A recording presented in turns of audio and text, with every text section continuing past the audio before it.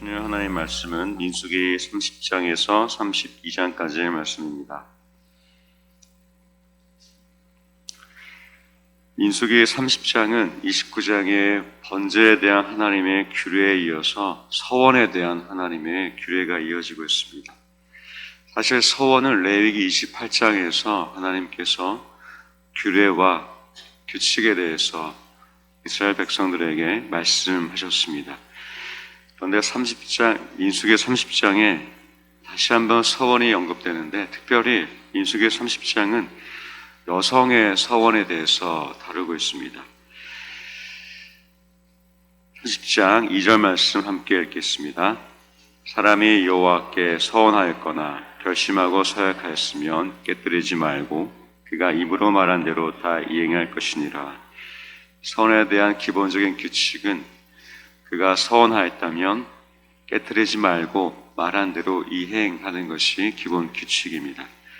그런데 30장 말씀은 여성 총 4가지의 경우에 대해서 하나님 말씀하시는데, 첫 번째, 아버지 집에 있는 처녀가 서원할 경우, 두 번째, 약혼은 하였으나 결혼하지 않는 여자의 서원의 경우, 세 번째, 과부 또는 이혼한 여자가 서원한 경우, 마지막 네 번째, 결혼하여서 남편 집에 있는 여자가 서원한 경우에 대해서 말씀하고 있습니다.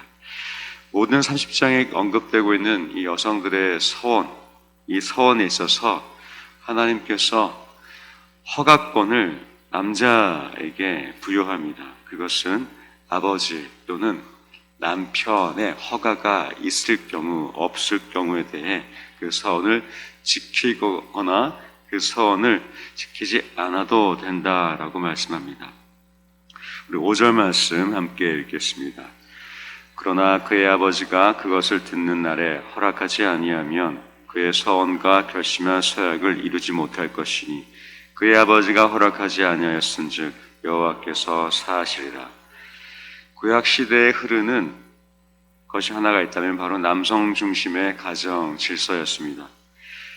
고대 근동 역사를 다루고 있는 함무라비 법전에도 언급되어 있지만, 고대 근동 지역의 여성들의 주된 역할은 가정의 살림을 돕는 일이었습니다. 가정을 꾸리고 생계와 경제를 운영하는 일이었습니다. 그리고 남편을 돕는 것, 이 두 가지가 그 당시의 여성의 주요 역할이었습니다.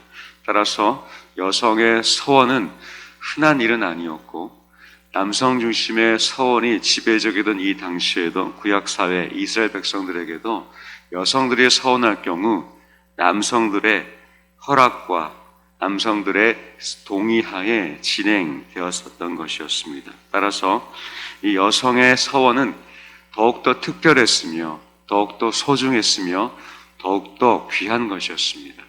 우리가 이 말씀을 보면서 여성은 남성의 허락이 없으면 서원하지 못하다라는 이 관점, 그리고 또 다른 관점이 바로 그만큼 여성들의 서원은 특별하고 귀했다는 것입니다. 신약 시대에도 계속해서 남성 중심의 말씀이 언급되고 있습니다. 베드로전서, 에베소서, 디모데후서에 여성의 그런 역할과 남편들의 다스림과 이끌어주는 것을 계속해서 언급하고 있지만, 그러나 이 시대에 똑같이 적용할 수 없는 것은 그 당시의 여성의 역할과 여성의 그런 중심성, 그런 여성의 지도력은 그 당시에 개발되고 있었기 때문에 오늘날 시대에 똑같이 적용하면 조금의 모순이 생길 수가 있겠습니다. 그러나 이 여성에 대한 서원, 특별한 이런 하나님께 대한 기도가 남편, 아버지의 허락하에 진행되었다는 것은 그만큼 여성에 대한 이 남편, 아버지의 희생적이고 헌신적인 사랑이 전제되었을 때라는 것이죠. 신약 성경에 보면 이 남편들에게 하나님 말씀하십니다. 아내를 죽기까지 헌신적으로 희생적으로 사랑할 때라는 전제 조건을 붙이고 있습니다. 동일합니다. 이 구약 시대에도 민수기 30장에 흐르는 이 아버지와 남편의 역할은 거룩하고 흠이 없고 하나님께 번제를 규칙적으로 예배를 드리는 삶에 충실했으며, 이 가정의 중심이 되어서 하나님의 율법대로 가정을 다스린 사람들에 한해 이 여성들의 서원을 허락하고 동의했을 것이었습니다. 오늘 이 자리에 참석하신 우리 남편 되시는 아버지 되시는 집사님, 장로님들에게 이 말씀은 그렇게 적용될 거라 믿습니다. 바로 죽기까지 희생적인 사랑 하에 하나님의 말씀을 경청하며 따르는 그 신실한 삶 가운데에 가정에 속한 따님들, 아내분들을 향한 이러한 하나님께 기도할 때에 함께 동의해주고 함께 요청해주며 함께 승인해주는 그러한 믿음의 삶이 요구될 것입니다. 그리고 함께 계신 우리 권사님, 집사님, 우리 여성분들께는 바로 하나님께 서원한 것들이 그런 남편과 아버지 하에 함께 나누며 그것이 올바른 것인지 검토하는 그러한 이 믿음의 가정의 질서에 대해서 함께 생각하고 또 적용해 볼 수 있다고 생각합니다. 하나님은 질서의 하나님이십니다. 남성과 여성의 우월을 두며 지배와 피지배가 아닌 각자의 역할 속에 지도자로 성장할 수 있도록 또 하나님께 서원하며 삶을 살 수 있도록 함께 점검하고 또 함께 보완해주는 그러한 믿음의 가정 가운데에 질서를 두시는 하나님이십니다. 그래서 이 말씀이 오늘 우리 대명 성도님들의 가정 가운데에 질서와 화평과 또 서원 그리고 희생적인 사랑 가운데에 하나님께 서원하고 함께 묻고 기도하는 축복된 삶 되시기를 주님의 이름으로 축원드립니다. 31장 말씀입니다. 이어서 이스라엘 백성들은 미디안 족속, 미디안을 향해서 전쟁을 진행하게 되고 승리를 취하게 됩니다. 그리고 전리품을 분배하게 되는데 이 장면들이 31장에 기록되었습니다. 31장 1절에서 2절까지 말씀을 함께 읽겠습니다. 여호와께서 모세에게 말씀하여 이르시되 이스라엘 자손의 원수를 미디안에게 갚으라. 그 후에 내가 내 조상에게로 돌아가리라. 미디안 족속과의 전쟁이 시작이 되고 원수를 갚으라는 하나님의 말씀과 함께 탈취와 노략과 정복과 전리품 분배가 이어집니다. 이스라엘 지파 중에 1000명씩 전쟁에 나갈 사람이 선발이 됩니다. 즉 12지파니까 총 12,000명의 군인이 용사가 선정이 되어서 전쟁에 임하게 됩니다. 전쟁은 하나님께서 너희를 위해 싸워 일하시리라, 너희를 대신하여 싸우시리라 라는 약속의 말씀과 함께 순조롭게 승리를 하게 됩니다. 그리고 이제 승리 후에 남겨진 이 미디안 사람들을 어떻게 할 것이며 미디안에 있던 이 모든 물품들을 어떻게 취할 것인지에 대한 하나님의 규칙이 이어집니다. 그들은 모든 남자들을 죽입니다. 그리고 모든 물품들을 취하면서 함께 정화시키고 불태우며 그렇게 전리품을 분배하게 되는데 14절 말씀을 함께 읽겠습니다. 모세가 군대의 지휘관 곧 싸움에서 돌아온 천부장들과 백부장들에게 노하니라. 모세가 화를 내기 시작합니다. 15절 말씀 보니까 모세가 그들에게 이르되 너희가 여자들을 다 살려두었느냐. 이 천부장 백부장들은 미디안 여자들을 살려두었습니다. 근데 모세가 화낸 이유는 바로 16절 때문인데 우리 16절 말씀 함께 읽어보겠습니다. 보라, 이들이 발람의 꾀를 따라 이스라엘 자손을 부올의 사건에서 여호와 앞에 범죄하게 하여 여호와의 회중 가운데에 연병이 일어나게 하였느니라. 모세의 분노는 바로 이 미디안 여자들이 발람의 꾀에 따라 이 이스라엘 자손을 부올의 사건에서 하나님 앞에 범죄하게 했기 때문입니다. 그래서 모세는 이 미디안 여자들을 살려둔 것에 대해서 화를 내고 있습니다. 따라서 모세가 그들에게 주는 안내는 이렇습니다. 17절 이하 말씀처럼 남자는 다 죽이고 남자와 동침한 산을 아는 여자도 다 죽이고 남자와 동침하지 아니한 산을 알지 못한 여자들은 너희를 위하여 살려둘 것이니라. 이렇게 미디안 여성들에 대한 기준을 주면서 부올의 사건, 발람의 꾀에 따라서 다시 이스라엘 자손이 죄를 범하지 않도록 거룩하고 정결한 순화시키는 모세의 지침을 볼 수가 있습니다. 이어서 21절, 23절까지는 전리품에 대한 하나님의 말씀인데 21절부터 23절까지 읽어보겠습니다. 제사장 엘레아살이 싸움에 나갔던 군인들에게 이르되 이는 여호와께서 모세에게 명령하신 율법이니라. 금, 은, 동, 철과 주석과 납 등의 불에 견딜 만한 모든 물건은 불을 지나가게 하라. 그래야만 깨끗하려니와 다만 정결하게 하는 물로 그것을 깨끗하게 할 것이며 불에 견디지 못할 모든 것은 물을 지나게 할 것이니라. 불과 물로 모든 전리품을 정화시키고 있습니다. 이렇게 이스라엘 백성을 싸움을 하고 또 그들의 이스라엘 백성들을 다시 넘어지게 하는 요소가 있다면 제거했으며 그리고 모든 전리품들을 깨끗하게 불과 물로 정화시킵니다. 이어서 25절 이후는 전리품을 분배하기 시작하는데 공통된 특징이 있다면 바로 공평이었습니다.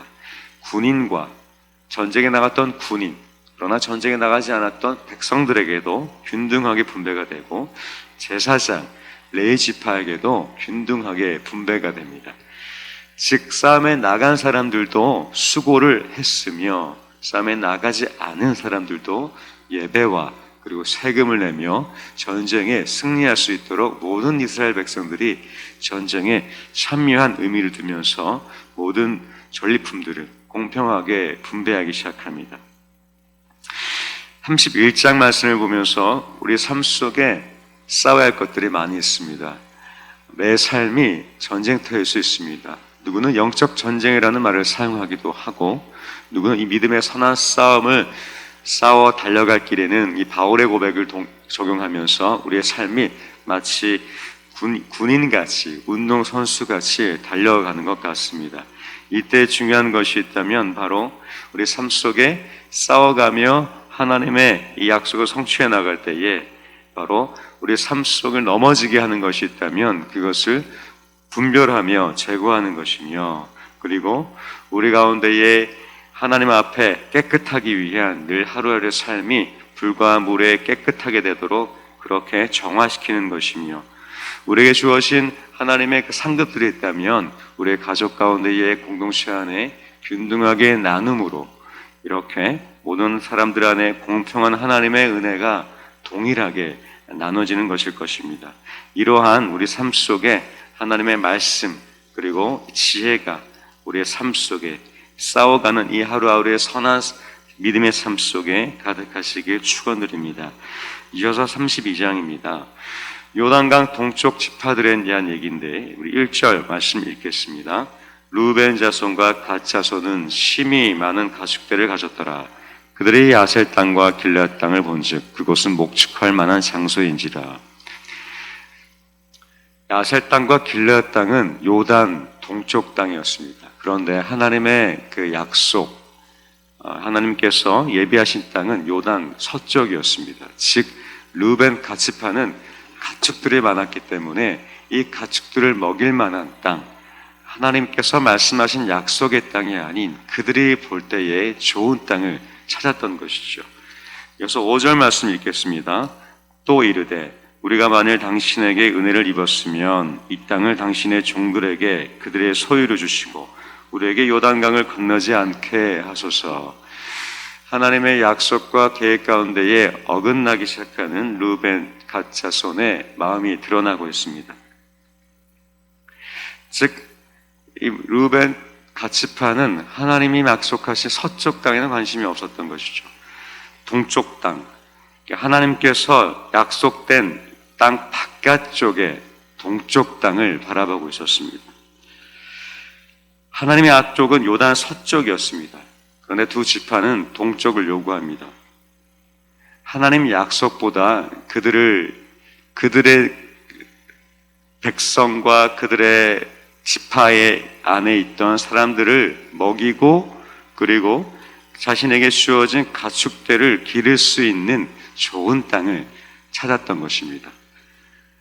책임의식, 그리고 요단 동쪽, 서쪽 다 비슷한 게 아니냐, 그럴 수도 있겠습니다. 같이 붙어 있으니까 우리 이스라엘 백성들이 더 지경이 넓혀지는 것이 아니냐, 좋게 생각하면 끝이 없을 것 같습니다. 모세의 반응을 좀 살펴보면 이러합니다. 모세는 먼저 분노합니다.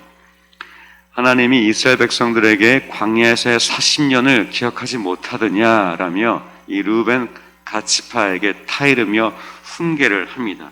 그런데 반전이 일어납니다. 너희가 먼저 이 요단 서쪽 땅을 정복할 때 앞장서면, 너희 두 지파가 앞장서면 그때 동쪽 땅을 주겠다라고 이 두 지파에게 제안을 합니다. 그럴듯해 보입니다. 왜냐하면 이 약속의 땅을 먼저 성취하면 이 동쪽 땅을 요청한 대로 주겠다는 이 하나님의 약속을 먼저 성취하자는 그럴듯한 제안일 수 있겠습니다.